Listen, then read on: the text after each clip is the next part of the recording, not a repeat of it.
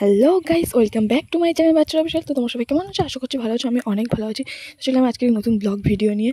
তো আজকে এখন আমরা যাচ্ছি পুজো, মানে আমাদের এখানে পুজো আছে পাড়াতে, শীতলা মায়ের পুজো। তো সেই জন্য ঠাকুর আনতে যাচ্ছি। আমরা এখন রেডি হয়ে বেরিয়ে পড়েছি।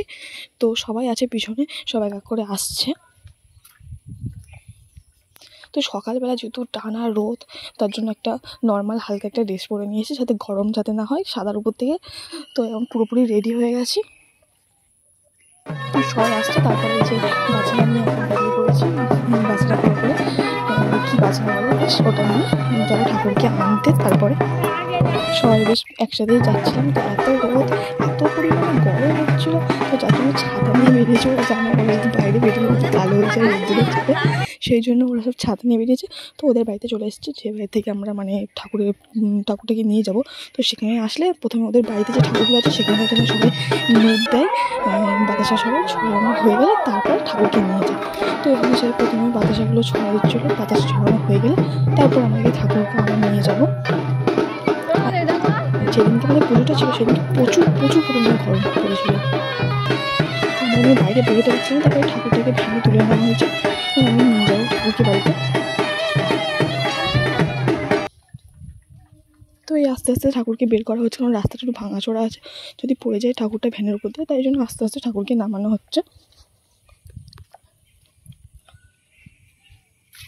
গরমে দিনে সবাই এত হাঁপিয়ে যাচ্ছে যে কেউ বাজনাও ঠিক করে বাজাতে পারছে না। আমাদের বাড়ির এখানে এসে এখানে জ্যাম পড়েছিল, দাঁড়িয়েছে। এই যে আমাদের মন্দির, আলপনা দিয়ে নেওয়া হয়েছে, কারণ এখানটা এসে ঠাকুরকে প্রথমে লাগাবে, ওখানে লাগিয়ে বরণ করলে তারপরে এই যে আমাদের পুরাতন ঠাকুর, এটা মন্দিরে ছিল, এই ঠাকুরটাকে বের করে দেওয়া হয়েছে, কারণ ওখানে নতুন ঠাকুর রাখা হবে আর এই ঠাকুরটাকে বাইরে পুজো করা হবে।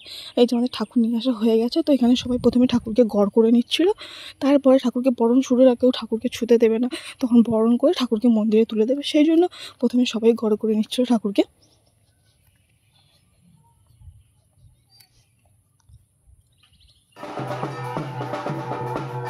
তারপর এখানে বরণ শুরু হয়ে গেছে। সব মায়েরা, কাকিমারা, জেঠিমারা সবাই একসাথে ঠাকুরকে মানে চারিদিকে ঘুরতে হয় না, সেটা ঘুরছিল মাথায় কী সব নিয়ে।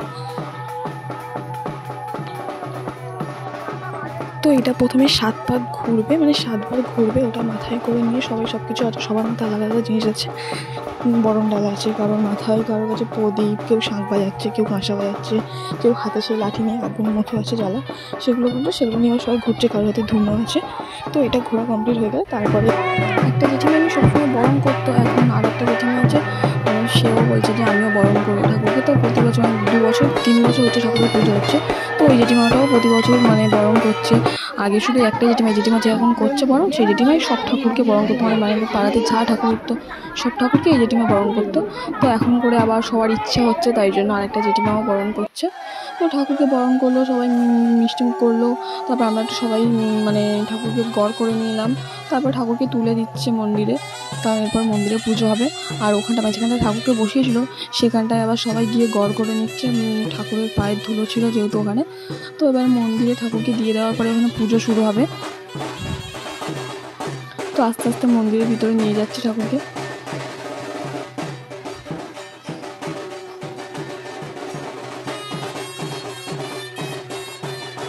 তো আগে থেকে চারিদিকে সবাই প্রসাদগুলো দিয়ে দিয়েছিল, তার জন্য একটু অসুবিধা হচ্ছে ঠাকুরকে ভিতরে ঢোকানোর জন্য।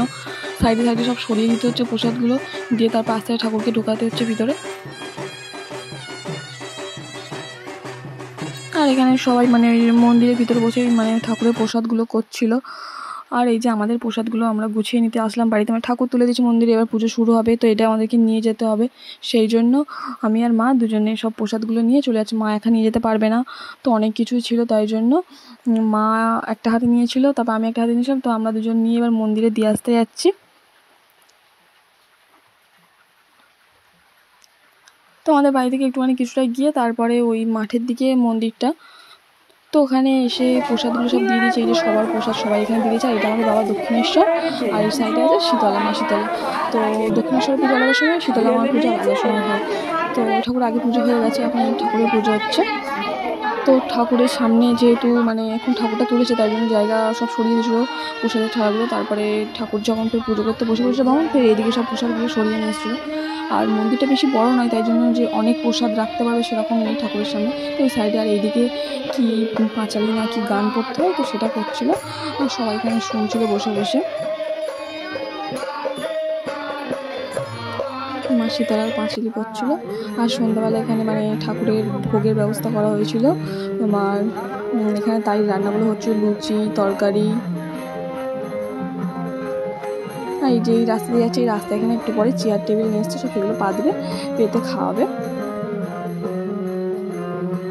আর সন্ধ্যেবেলাও কিছু একটা হচ্ছিল, কি যাত্রা না কি একটা হবে, তার জন্য এখানে স্টেজ করেছিল।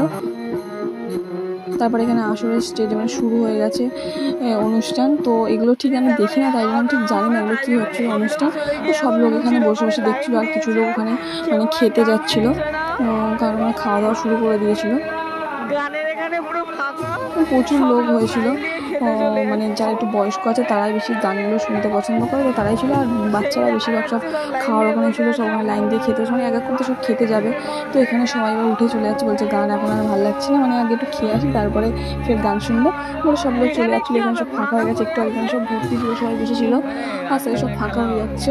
গানটা কারা শুনবে, সব লোক চলে গেছে।